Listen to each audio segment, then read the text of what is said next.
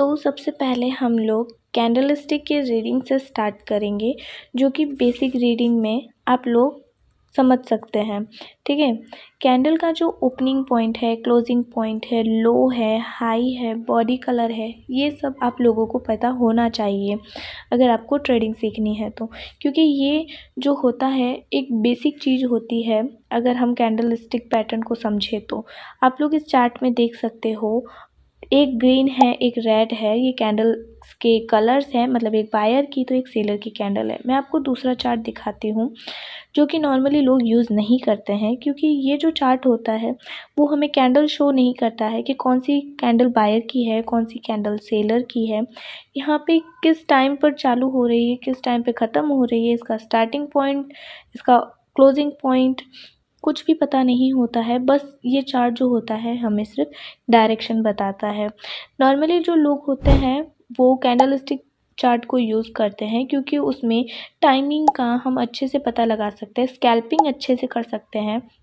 ये जो चार्ट होता है वो स्कैल्पिंग के लिए नहीं होता, ये यहाँ पे ज़्यादातर 15 मिनट 30 मिनट तक का मतलब चार्ट शो होता है। ठीक है, तो उसके अकॉर्डिंग आप लोग यहाँ पे ट्रेड ले सकते हो। मैं आपको दूसरा चार्ट दिखा देती हूँ, बार चार्ट। ये जो होता है वो सेम हमारे कैंडल स्टिक की तरह ही होता है, बस इसमें जो कैंडल होती है वो डिफरेंट होती है। मतलब हमारा जो कैंडल स्टिक पैटर्न में है वो नॉर्मली हम लोग समझ सकते हैं, बट बार चार्ट में जो कैंडल होती है वो इस तरह की होती है। ठीक है, आप लोग इसका ओपनिंग पॉइंट देख सकते हो, जो कि मेरे लेफ़्ट डायरेक्शन से स्टार्ट हो रहा है, और उसका जो नीचे का पार्ट है, एक्स्ट्रा पार्ट, उसको हम इस कैंडल की विक बोल सकते हैं। ठीक है, आप लोग ऊपर का पार्ट देख सकते हो जो कि मेरी राइट डायरेक्शन में है, और उसका जो एक्स्ट्रा पार्ट है वो उसकी विक है। तो इस चार्ट में ये सारी कैंडल्स इसी तरह से बनती है। इन कैंडल स्टिक पैटर्न और बार चार्ट में यही डिफरेंस होता है, सिर्फ कैंडल्स का। बाकी दोनों में सेम थिंग होती है। आप लोग इसमें भी ट्रेडिंग कर सकते हो अगर इस चार्ट को आप लोग अच्छे से समझो, बट डिफ़िकल्टी यहाँ होती है कि कैंडल्स थोड़ी डिफरेंट बनती है, तो थोड़ा समझना मुश्किल होता है, कंफ्यूजिंग होता है। मैं आपको एक और चार्ट दिखा देती हूँ। तो ये हमारा हाइकिनेसी चार्ट है। इस तरह की ट्रेडिंग हम ज़्यादातर फॉरेक्स ट्रेडिंग में यूज़ करते हैं, जहाँ पर हम पिक्स में ट्रेडिंग करते हैं, क्योंकि हाइकिनेसी की जो कैंडल होती है वो 4 प्राइस के एवरेज के ऊपर बनी हुई होती है। मतलब कैंडल के ओपनिंग, लो, हाई, क्लोजिंग पॉइंट, इन सब के एवरेज को लेकर और उसके अकॉर्डिंग कैंडल बन रही होती है। पिछली कैंडल की एवरेज को लेकर उसके नॉइज़ को हटाकर आगे वाली कैंडल्स लगातार रेड, लगातार ग्रीन बनती जाती है। जैसे कि आप लोग देख सकते हैं कि कैंडल का बनने में और उसके प्राइस एक्शन में थोड़ा डिफरेंस होता है यहाँ पर, क्योंकि आप देख सकते हैं कैंडल कहीं और बन रही है और उसका प्राइस कहीं और चल रहा है। तो इसी वजह से इस चार्ट को समझना थोड़ा डिफ़िकल्ट होता है, बट ये चार्ट जो है चेंजिंग ट्रेंड के लिए बहुत ज़्यादा हेल्पफुल होता है, क्योंकि इस चार्ट से हम क्लियर देख सकते हैं कि कब ट्रेंड चेंज हो रहा है, कब कौन सा मूवमेंट आने वाला है, सेलर्स का ज़्यादा होने वाला है या बायर्स के ज़्यादा होने वाला है, वो हम इस चार्ट से बहुत अच्छे से सीख सकते हैं। बट न्यू ट्रेडर के लिए ये बहुत ज़्यादा डिफ़िकल्ट हो जाता है इस चार्ट को समझना। हाइकिनेसी एक अच्छा चार्ट है, बट यहाँ पर न्यू ट्रेडर्स ट्रेड नहीं ले सकते, क्योंकि यहाँ पर कैंडल और उसके प्राइजेक्शन की वजह से हम ये पता नहीं कर पाते कि हमें एक्चुअल में ट्रेड लेनी कहाँ पर है। इसलिए नॉर्मली लोग ये वाला चार्ट यूज़ नहीं करते हैं। बट हाँ, यहाँ पर हम लोग देख सकते हैं जब तक सेलर्स की कैंडल पर विक बननी स्टार्ट ना हो तब तक ट्रेड चेंज नहीं होता है, बट जैसे ही विक बननी स्टार्ट हो जाए वो ट्रेंड चेंज कर देता है। ठीक है, और वही सेम थिंग बायर्स की कैंडल पर होती है। जब बायर्स नीचे से विक बनाना स्टार्ट कर देते हैं तो मतलब बायर्स की जो ट्रेंड है वो वीक पड़ रहा है और ट्रेंड चेंज होने वाला है। जब तक बायर्स नीचे से विक छोटा स्टार्ट ना कर दे तब तक ट्रेंड चेंज नहीं होता है। बट यहाँ पर हम लोग जैपनीज़ कैंडलस्टिक पैटर्न को सीखेंगे, जो कि आप लोगों के लिए हेल्पफुल होगा। और कई बार आप लोगों ने इस मार्केट में देखा भी होगा जैपनीज़ कैंडलस्टिक पैटर्न को, क्योंकि बहुत से लोग वही ज़्यादातर यूज़ करते हैं और उसी पर ज़्यादा फोकस करते हैं, क्योंकि तो सबसे ज़्यादा यूज़ आने वाली जो थिंग होती है वो जैपनीज़ कैंडलस्टिक पैटर्न्स ही होती है। ठीक है, इस चार्ट में समझने वाली बात ये होती है कि जिस साइड में ज़्यादा पावर होगी वो साइड ज़्यादा चलेगा। मतलब जैसे कि अगर बायर्स के पास में पावर ज़्यादा है, बायर्स की पावर ज़्यादा है, उनकी क्वांटिटी ज़्यादा है तो उनका ट्रेंड चलेगा। अगर सेलर्स की क्वांटिटी ज़्यादा है, उनकी पावर ज़्यादा है तो उनका ट्रेंड चलेगा। यहाँ पर उसी के हिसाब से प्राइस चलती है जिसके पास में ज़्यादा पावर हो। फॉर एग्ज़ाम्पल कि अगर मैं आप लोगों को एग्ज़ाम्पल दूँ कि अगर आप लोग कहीं दुकान पर जाते हो कोई सामान लेने के लिए, तो सामान का अच्छे से भाव तोल करके ही लेके आओगे ना। मतलब उसका एक सेटिस्फाइंग अमाउंट डिसाइड करके, एक क्वांटिटी देखकर कैसे ख़रीदना है, कितना ख़रीदना है, ठीक है, किस प्राइस पे ख़रीदना है, आपके लिए वो प्राइस सेटिस्फाइंग होगी या नहीं, ये सब डिसाइड करके आप लेकर आते हो। ठीक है, सेम वही चीज़ इस चार्ट में भी होती है। कितने बायर्स होते हैं, कितने सेलर्स, कब लेना है कब नहीं लेना है, वो सब हमें यहाँ पर देखना होता है। बट आप लोग उस चीज़ को नज़रअंदाज कर देते हो। आप सब सिर्फ बायर्स और सेलर्स की कैंडल पर मतलब पूरा फोकस करते हो। ये नहीं देखते हो कि उसके पीछे कितने बायर्स है, कितने सेलर्स है, उनका जो बिहेवियर होगा वो क्या होगा अगली कैंडलस्टिक के लिए, वो आप सब नहीं देखते हो। मैं आप लोगों को एक कैंडल दिखा देती हूँ जिसका ओपनिंग, क्लोजिंग, लो, हाई और बॉडी कलर, आप लोगों को पांचों चीज़ उसमें दिख रही है। और इतना जानना इनफ नहीं होता है ट्रेडिंग के लिए। आप लोगों को कैंडल को रीड करना आना चाहिए। नीचे की विक की थ्योरी क्या हो सकती है और ऊपर की विक की थ्योरी क्या हो सकती है, इस चीज़ को जानना बहुत ज़्यादा इम्पॉर्टेंट होता है ट्रेडिंग करने के लिए। ऊपर की विक ज़्यादा इम्पॉर्टेंट है या नीचे की विक ज़्यादा इम्पॉर्टेंट है, ये जानना बहुत ज़्यादा इम्पॉर्टेंट होता है। सेम थिंग सेलर्स की कैंडल में भी होती है, उसका हाई, ओपनिंग, क्लोजिंग, लो और बॉडी। इसमें भी वही सेम थिंग होती है कि ऊपर की कैंडल ज़्यादा इम्पॉर्टेंट, मतलब ऊपर की विक ज़्यादा इम्पॉर्टेंट है या नीचे की विक ज़्यादा इम्पॉर्टेंट है। इन दोनों विक के पीछे उसकी थ्योरी क्या है, ये जानना इम्पॉर्टेंट होता है। यहाँ पर हम एग्जाम्पल में देख सकते हैं कि जो सेलर्स की ये ऊपर वाली विक है ना, वो स्ट्रॉन्ग विक होती है। ठीक है, जैसे कि आप लोग देख सकते हैं ये वाली विक, ये वाली विक, ये वाली विक, ये वाली विक, ये जो सेलर्स की ऊपर की जो विक बनी हुई है ये स्ट्रॉन्ग विक होती है, ये कंटिन्यूशन का सिंबल होता है। और वही बायर्स में अगर आप लोग देखें तो जो नीचे वाली विक होती है वो स्ट्रॉन्ग विक होती है और वो वहाँ पे कंटिन्यूशन का सिंबल होता है। ठीक है, तो ये सारी बातें जो होती है आपको मार्केट में अच्छे से ध्यान रखनी होती है, समझनी होती है। ठीक है, जो कि हम आगे मतलब लाइव जब ट्रेड लेंगे तब उसमें सीखेंगे। ठीक है, तो प्रॉपर कंटिन्यूशन का ध्यान रखते हुए हमें ट्रेड मार्केट में लेनी चाहिए। वहीं मैं आप लोगों को अभी बायर की ऊपर वाली विक और सेलर की नीचे वाली विक के बारे में बता देती हूँ। सो बायर की जो ये ऊपर वाली विक होती है, ठीक है, वो सेलर के प्रेशर को बताती है कि यहाँ पे जो रिजेक्शन मिला है वो सेलर्स की वजह से हुआ है कि इतने एरिया में जो है सेलर प्रेजेंट है। ठीक है, तो सेलर हमें बताते हैं कि इस एरिया में हम बैठे हैं तो यहाँ पे हमारा राज है। ठीक है, तो अगर हम यहाँ पे ट्रेड लेते हैं तो थोड़ी सी रिवर्सल जा सकती है, बट इसका मतलब ये बिल्कुल नहीं है कि यहाँ पर एक सेलर की कैंडल आ जाए। नहीं, ऐसा बिल्कुल नहीं होता है। यहाँ पे बस सेलर ने थोड़ा सा रिजेक्शन देके अपने प्रेजेंट को बताया है कि मैं यहाँ पर बैठा हूँ, बस वही होता है। ठीक है, तो जितने ऊपर की कैंडल को जितना रिजेक्शन मिला है उस एरिया में सेलर होता है, बट इसका मतलब बिल्कुल नहीं होता है ये कि वहाँ पर एक सेलर की कैंडल आए, हम बायर्स की तरफ कंटिन्यू में जा सकते हैं। ठीक है, वही सेलर की कैंडल में होता है सेम के नीचे से बायर का प्रेशर होता है, बट हमें जो है ग्रीन कैंडल की नीचे वाली विक और रेड कैंडल की ऊपर वाली विक को इग्नोर नहीं करना है। ठीक है, ये रिवर्सल का मतलब साइन होता है।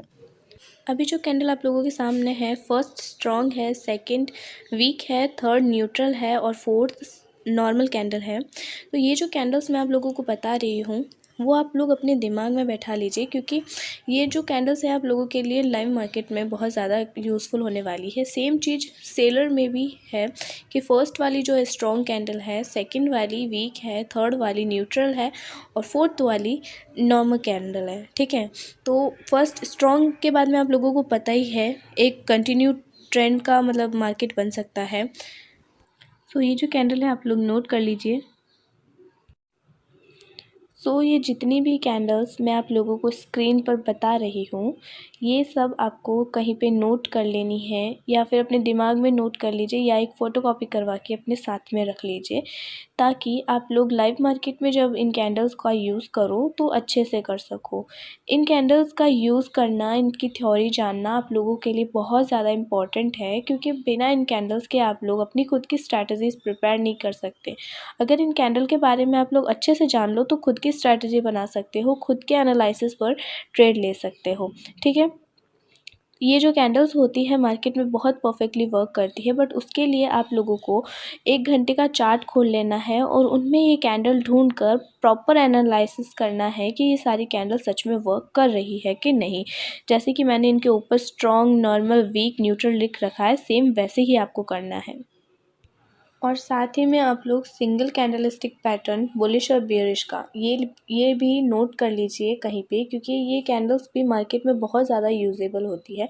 जैसे कि मैंने आप लोगों को बेयरिश हैमर और bullish hammer, bearish inverted hammer, bullish inverted hammer, इन लोगों की थ्योरी बताई, मतलब लोग कैंडल की थ्योरी बताई है, तो आप लोग उसके हिसाब से यहाँ पे ट्रेड ले सकते हो। जैसे कि ये जो 2 कैंडल्स होती है यहाँ पे बियरिश और बुलिश की हैमर कैंडल्स, ठीक है, तो ये मार्केट में किस हिसाब से वर्क करती है वो जानना आपको ज़रूरी होता है। ज़्यादातर लोग इनके विक्स पर ध्यान नहीं देते हैं कि मोस्ट ऑफ टाइम ये विक जो होती है उनकी बॉडी से डबल होनी चाहिए। ठीक है, ये हमें हमेशा नोट करना है कि जब भी हैमर बनती है तो वो उसकी जो विक होती है वो उसकी बॉडी से डबल होनी चाहिए, तभी आप लोग पहचान सकते हो कि वो हैमर है या नहीं। ठीक है, यहाँ पे बहुत से लोग मतलब गलती करते हैं, उसके नीचे अगर छोटी सी विक या ऊपर छोटी सी विक हो तो उसको इग्नोर कर दीजिए। ठीक है, इसके बाद आता है single candlestick reversal continue patterns. ठीक है, तो ये पैटर्न हम लोग समझेंगे। ज़्यादा फ़र्क नहीं है रिवर्सल और कंटिन्यू के पैटर्न में, तो हम यहाँ पे कैंडल ड्रॉ करके आप लोगों को बता देते हैं। ठीक है, पहले हम यहाँ पर सेलर्स के कैंडल को ब्रेक करके बायर्स का मतलब ट्रेंड कैसे स्टार्ट होता है वो बता देते हैं कि अगर एक हैमर के बाद में रेड कैंडल आ जाए, इन्वर्टेड हैमर के पहले रेड कैंडल आ जाए और स्पिनिंग कैंडल के पहले रेड कैंडल आ जाए, तो इसका जो मतलब होता है एक रिवर्सल होता है। ठीक है, ये जो है एक रिवर्सल ट्रेंड में बनती है। ये हमें ये बताती है कि रिवर्सल ट्रेंड स्टार्ट होने वाला है। तो इन तीनों को आप लोग एक रिवर्सल ट्रेंड के हिसाब से ले सकते हो कि अगर आपको पूरे मार्केट में ये कैंडल्स दिख रही है तो उसका मतलब है कि यहाँ से रिवर्स होने वाला है। वहीं अगर ग्रीन कैंडल के बाद में एक हैमर बन जाए, रेड हैमर बन जाए, ठीक है, और उसी ग्रीन कैंडल के बाद में इन्वर्टेड रेड हैमर बन जाए और उस ग्रीन के बाद में स्पिनिंग रेड बन जाए, तो ये भी रिवर्सल होता है। वही कंटिन्यू पैटर्न में ज़्यादा फ़र्क नहीं है, बस ग्रीन के बाद में ग्रीन कैंडल बन रही है और वही सेम कैंडल्स है जैसे कि हैमर, इन्वर्टेड, स्पिनिंग कैंडल। ठीक है, बस फ़र्क इतना होता है कि ये जो रिवर्सल पैटर्न है 55% विनिंग रेशियो देता है और ये जो कंटिन्यू का पैटर्न है वो 80% हमें विनिंग रेशियो देता है। तो आप लोग देख सकते हैं यहाँ पे फ़र्क इतना है कि यहाँ पर सेलर के बाद में जो ग्रीन कैंडल बन रही है हमारी हैमर की रिवर्सल पैटर्न में, वो हमें बताती है कि अभी सेलर का ट्रेंड था तो अभी हम हमारा ट्रेंड स्टार्ट करेंगे, मतलब बायर्स का ट्रेंड स्टार्ट करेंगे। वही कंटिन्यू पैटर्न्स में ये बताता है कि यहाँ पर पहले से ग्रीन मतलब पहले से बायर्स चल रहे थे, तो अभी हमने वापस से हमारी कैंडल हैमर को बना दिया है, तो हम हमारा जो ट्रेंड है वो कंटिन्यू रखेंगे। ठीक है, इससे ज़्यादा यहाँ पे कोई फ़र्क नहीं होता है, तो आप लोग इसको यूज़ कर सकते हैं चार्ट में। अब डबल कैंडलस्टिक रिवर्सल पैटर्न के बारे में हम लोग जानेंगे। एक बुलिश एंगल्फिंग है, मतलब बुलिश एंगल्फिंग और एक आउटसाइड बार क्या होता है। मतलब ज़्यादातर लोग इन दोनों चीज़ों में बहुत ज़्यादा कंफ्यूज्ड होते हैं, तो मैं आपकी कन्फ्यूजन दूर कर देती हूँ। अगर सेलर की जो कैंडल होती है वो बायर की कैंडल के 50% से ऊपर होती है तो उसे हम बुलिश एंगल्फिंग बोलेंगे। अगर सेलर की कैंडल जो है वो बायर की कैंडल से 50% तक होती है या 50% से थोड़ी सी नीचे होती है तो उसे आउटसाइड बार बोलेंगे। ठीक है, तो इन दोनों में ज़्यादा फ़र्क नहीं होता है, इतना ही फ़र्क होता है कि 50% से ऊपर उसको एंगल्फिंग और 50% से नीचे उसको आउटसाइड बार बोलेंगे। तो इसमें ज़्यादा कन्फ्यूज़ होने की वाली बात नहीं है। और वही अगर हम यहाँ पर देखें सेलर्स की कैंडल के पहले, ठीक है, सेलर्स की कैंडल के पहले जो बायर्स की कैंडल होती है वो अगर 50% से ऊपर होती है तो हम उसे पियर्सिंग लाइन बोलेंगे।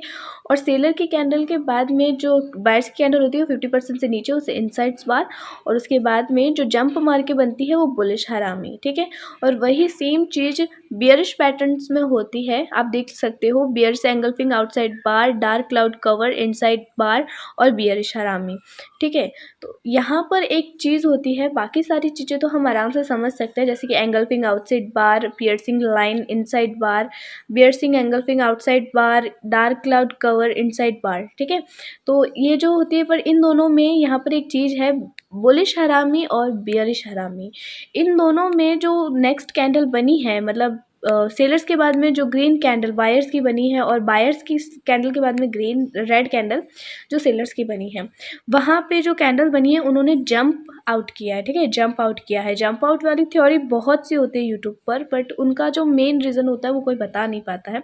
तो यहाँ पर हम लोग देख सकते हैं कि मेन रीज़न यहाँ पे होना क्या चाहिए एक्चुअल में।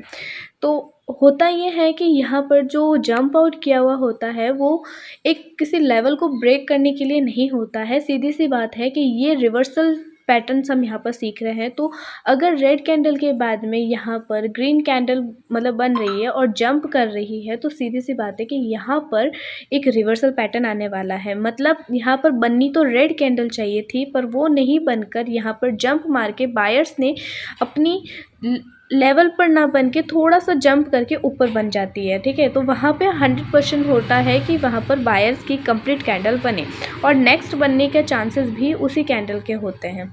ठीक है, और वहीं पे सेम चीज़ बियरिश हरामी में भी होती है। ठीक है, कि अगर ग्रीन कैंडल के बाद में रेड कैंडल जंप आउट करके बनी है तो सीधी सी बात है वो वहाँ पे बनेगी। जैसे कि अगर रेड कैंडल के बाद में अगर ग्रीन कैंडल नहीं आती तो वहाँ पर रेड कैंडल वापस कंटिन्यू करनी चाहिए थी। अगर कंटिन्यू करती है तो वो कंटिन्यू ट्रेंड रहता है। ठीक है, बट अगर कंटिन्यू नहीं करती है, वही सेलर्स की कैंडल के बाद में ग्रीन कैंडल हमें जंप आउट करके बनती है तो वहाँ से ट्रेंड चेंज हो जाता है और बियरिश पैटर्न बनने लगते हैं। ठीक है, मतलब अगर एक सेलर की बड़ी कैंडल के बाद में एक बियरिश वाली कैंडल बन जाए, बायर्स की कैंडल बन जाए वो भी जंप आउट करके, तो आप लोग वहाँ पर समझ सकते हो कि वो वहाँ पर अब बायर्स का ट्रेंड जो है वो स्टार्ट होने वाला है। ठीक है, एक बात और नोट करने की है कि जब भी इन पैटर्न्स में हैमर बनना, स्पिनिंग बनना, ठीक है, एंगल्फिंग होना, आउटसाइड बार होना, इनसाइड्स बार होना, ये सब तो हम ध्यान रखते ही है जो नॉर्मली मार्केट में बनता है। बट ये जो पैटर्न्स होते हैं हमें मार्केट में 55% विनिंग रेशियो देते हैं जिन पर हम ट्रेड नहीं ले सकते। बट 80% मतलब हमें विनिंग रेशियो लेने के लिए यहाँ पर एक चीज़ ध्यान रखनी होती है कि जब मार्केट में, ठीक है, मार्केट में जब 3 कैंडलस्टिक पैटर्न्स बनते हैं तो वो हमें एक स्ट्रॉन्गेस्ट मूव देते हैं कि हम यहाँ पर अच्छे से ट्रेड ले सकें, क्योंकि हमें मार्केट में 80% के विनिंग रेशियो पर ही ट्रेड करनी चाहिए, एकदम श्योर होकर ट्रेड लेनी चाहिए, वरना हम लॉस में जाते हैं। ठीक है, तो इस चीज़ को हम इन डबल कैंडलस्टिक पैटर्न को हम एक रॉ चीज़ बोल सकते हैं जो कि हमारे पास में अभी रॉ अवेलेबल होता है। बट 3 कैंडलस्टिक पैटर्न हमें एक स्ट्रॉन्गेस्ट वे देते हैं जो कि हम समझते हैं। तो यहाँ पर 3 आउटसाइड अप बुलिश पैटर्न्स के बारे में हम देखते हैं कि एक एंगल्फिंग के बाद में अगर एक बुलिश कैंडल आती है, ठीक है, मारूबुजू टाइप कैंडल है, तो ये कैंडल आती है तो ये हमें बता सकती है ये स्ट्रॉन्ग कैंडल होते हैं यहाँ पर। बट अगर एक एंगल्फिंग के बाद में मतलब आउटसाइड बार के बाद में अगर यहाँ पर एक हैमर कैंडल बनती है तो ये हमें कंटिन्यूशन का साइन देती है, ठीक है, कंप्लीट कंटिन्यूशन का साइन देती है। अगर ये कैंडल, ठीक है, उसके बाद में वेट, हाँ अरे उसके बाद में यहाँ पर आप लोग देख सकते हो इन्वर्टेड हैमर, स्पिनिंग कैंडल, ठीक है, इस तरह का हैमर, ठीक है, ये इन्वर्टेड इस तरीके के हैमर विक वाले अगर ये सारे बनते हैं तो ये हमें एक कंटिन्यूशन का साइन देती है। बट ये वाली चीज़ भी मार्केट में 55% वर्क करती है, ठीक है। ये चीज़ हमें याद रखनी है कि ऐसी अगर चीज़ बनती है 3 पैटर्न में तो वो उसको three outside up bullish pattern नहीं कहेंगे, ये हमें सिर्फ 55% विनिंग रेशियो देती है मार्केट में। बट अगर एक एंगल्फिंग के बाद में एक मारुबुजू टाइप कैंडल बनती है, आउटसाइड बार के बाद में मारुबुजू टाइप कैंडल्स बनती है तो वो हमारी स्ट्रॉन्ग वन होती है, ठीक है। तो इस पैटर्न में आप लोगों को याद रखना है, ये चीज़ आप नोट कर लीजिए कि यहाँ पर ये स्ट्रॉन्गेस्ट होती है, तो ये चीज़ हमें मार्केट में ज़रूर देखने को मिलती है। तो आप लोग देख सकते हैं पियर्सिंग लाइन के बाद में वापस मारुबुजू कैंडल बनी है तो वो एक स्ट्रॉन्ग वन है। इनसाइड बार के बाद में एक मारुबुजू है तो वो स्ट्रॉन्ग वन है। बियरिश एंगल्फिंग, आउटसाइड बार्स, इन सब कैंडल्स के डार्क क्लाउड कवर, ठीक है, इनसाइड बार्स, इन सब के बाद में अगर एक मारुबुजू कैंडल बन रही है बायर्स या सेलर्स की, ठीक है, तो वो एक स्ट्रॉन्ग कैंडलस्टिक पैटर्न्स को क्रिएट करती है जिसके बाद में आप लोग ट्रेड ले सकते हो, ठीक है। वहीं यहाँ पर हमारी क्लासेस ख़त्म होती है। जो आज हमने सीखा है वो आप लोग जाकर पहले मार्केट में उस चीज़ को देखिए, एनालिसिस करो और अच्छे से सीखो। नेक्स्ट क्लासेस में हम morning star, evening star, black crows, 3 win soldier, इन सब के बारे में पढ़ेंगे, ठीक है। और इन सब को पढ़ने के बाद में हम सीक्वेंस को रीड करेंगे क्योंकि मार्केट में जो है ज़्यादातर हम ट्रेंडी मार्केट में ट्रेड लेना पसंद करते हैं, क्योंकि अगर मार्केट ट्रेंड नहीं होता है तो उसमें मतलब थोड़ा ट्रेड लेना रिस्क माना जाता है, ठीक है। तो उस हिसाब से हम सीक्वेंस की ओर जाएंगे, उस सीक्वेंस को रीड करेंगे कि एक्चुअल में मार्केट में सीक्वेंस वर्क कैसे करता है, ठीक है। तो चार्ट, और उसके बाद में हम चार्ट मेकिंग भी सीखेंगे। चार्ट मेकिंग सीखना बहुत ज़्यादा इम्पॉर्टेंट होता है क्योंकि अगर चार्ट मेकिंग में हमने कुछ भी गड़बड़ कर दी हो तो हम ट्रेड नहीं ले पाते हैं, ट्रेड हमारी रॉन्ग जाती है और जो हमारा एनालिसिस होता है वो भी वहाँ पर वीक पड़ जाता है। चार्ट मेकिंग में हम बायर्स और सेलर्स की मोमेंटम को सीखेंगे क्योंकि बायर्स और सेलर्स की मोमेंटम को सीखना बहुत ज़्यादा इम्पॉर्टेंट होता है कि कब बायर स्टॉप हो रहा है, कब सेलर स्टॉप हो रहा है। अगर कोई भी डाउट हो तो आप लोग उसे सॉल्व कर लेना क्योंकि एनालिसिस आपका परफेक्ट होना चाहिए, सिखाना हमारा काम है, जो कि इस वीडियो में हमने बताया।